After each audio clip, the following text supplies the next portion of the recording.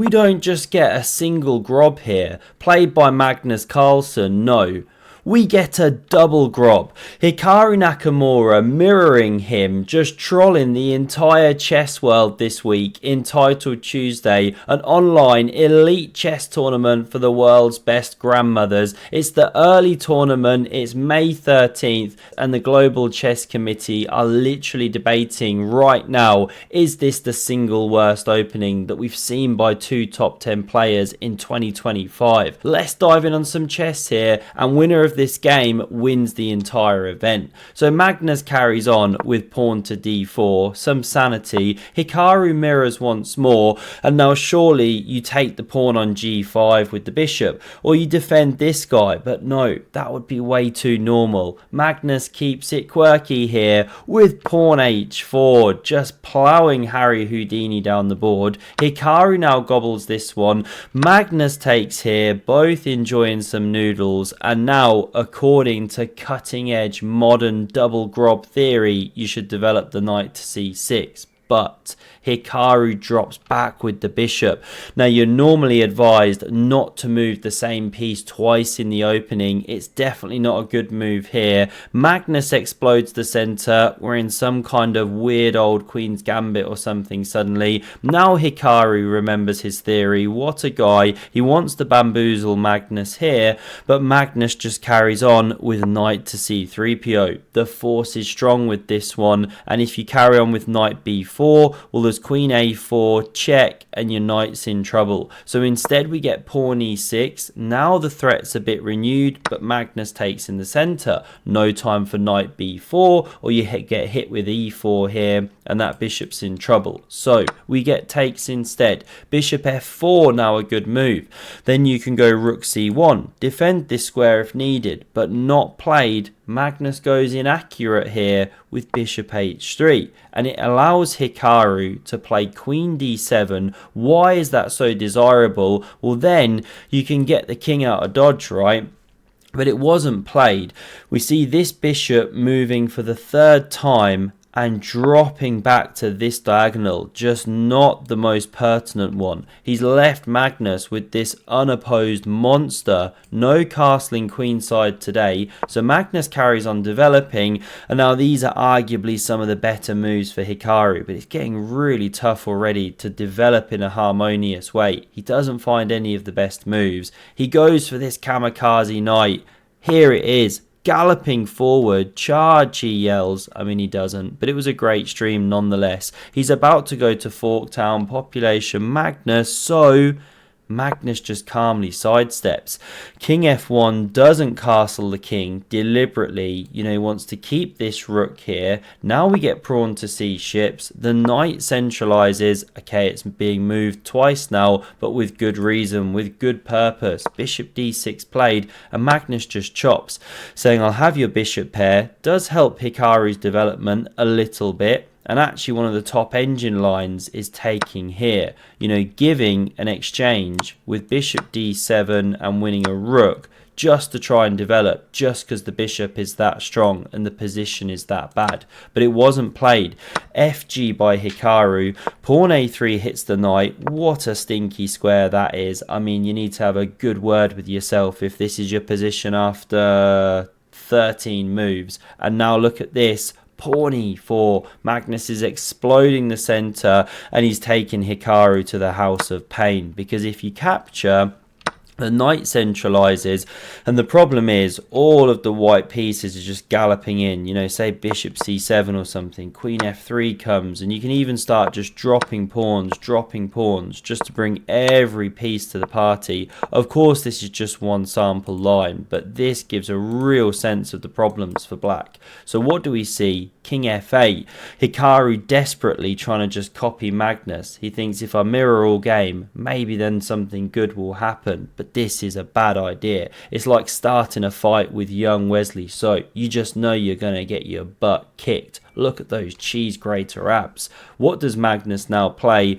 Well, takes in the centre, and we don't see a recaptures. You know, the knight's still trained on the pawn, and also Hikaru's just desperate to get the king to safety, even at the cost of pawns. You know, bring some pieces round into the game. He does it with the knight here, offering another pawn, but Magnus isn't interested. You know, then black can develop with tempo. So instead, Hikaru covers this square, which covers bishop e6 for the time being. Magnus centralizes, great move. Knight d5 now from Hikaru, desperately fighting for control of the dark squares, stopping this knight sinking its teeth, preparing to then develop. But now look at this, bishop e6. The weakness of the last move, the knight no longer covers from there.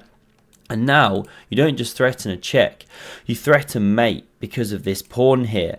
So queen f8 is played, offers a queen exchange against the goat. Wow, that's risky. Magnus takes, of course. Listen to Gerald over in Wyoming, one of Magnus's biggest fans. He's also thrilled right now that the chess goat himself is expecting a kid. I mean, I had to throw in a baby goat reference, right? But this isn't a joke. Magnus and Ella Carlsen expecting a baby soon. Congratulations to them. What's the move here? Well, Magnus goes for his classic endgame technique. Just gives up this bishop. I mean, it was completely unopposed, so it was a monster on the light squares, but through this simplification, he can now go for some endgame awesomeness. Plays a brilliancy here. I mean, he's got to be careful or he's going to get procedured right now. He plays bishop f4. And he's on this hot streak now, looking to end Hikaru's record chess.com rating, which he'd hit during this game. I think it was 3408. Breaking 3400, incredible. Magnus 3250 in this game or something. 150 point difference there between Magnus and Hikaru. I guess Hikaru's been a farming. So rook e8 was now played, because if you take the knight, this is the trick. And now you're winning a rook in the corner if king f7. And if knight here, well, then you can do something like this. You emerge and exchange ahead. Great endgame. So rook e8 was played. Knight d6 is now a really strong move, but not played. Magnus drops back, still keeps advantage. King f7, of course, coming away from these problems. Now the knight takes the pawn. You know, Hikaru just has to keep giving material because of the tactical problems. He hits the knight and it just drops back, and you can't even win that pawn or bishop e5. You're in seesaw land, you're in problems. So bishop g7 hits the pawn. Knight covers the pawn. You still can't take, or knight takes, bishop e5 once more, you're in trouble. This is hit, this is hit. Hikaru just develops, again, please take it, let me get some play against the central pawn, but no. Check is played, now intercepting the rook's attack, the king goes back, perhaps king e6 better to go for some weirdness, although technically this is the best move according to the all-powerful Stockness monster. And now rook e1 hits the knight, it centralizes, bishop e5 of course, and Hikaru desperately tries to break out. Rookie in the corner, is there anything forlorner? But it allows Magnus to play one of the most overpowered moves in all of the chess world, and it's pawn takes en croissant. He bellows it in his best French accent. Beautiful etiquette. Now the rooks come off the board. King e2 going for a kind of bomb cloud just for the lols, and now look how active this king gets. First the knight centralizes the pawn. Check. King e4 drives it up the board. The knight unceremoniously kicked back. Now pawn d5, and we've got ourselves a runner. Push 'em, baby. Look at that one go. Like prime Yasser Serwan, the bishop desperately blockades, but here comes the march of the imperial monarch. Where's the John Williams music? Here we go. Now bishop c3 bouncing round. Check. The king goes. The pawn's desperately saved. Rook d6 check. Drives back the king. And after bishop a5, you're in some trouble. Because, well, you've been in trouble actually for a long time. But you're in even more trouble, because now the bishop comes off, the rook recaptures, check, king goes, and bang.